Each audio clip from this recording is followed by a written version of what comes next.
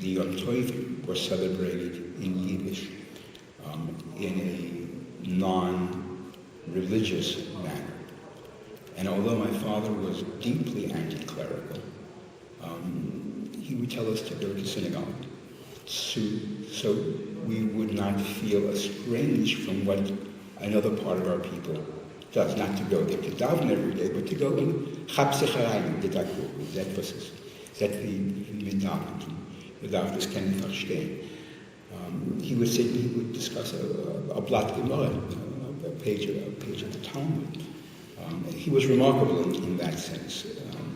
He understood that one can be weltlich, worldly, without divesting all of Yiddish culture from its religious civilization roots, which was an attempt that was made by the Soviets, by the way.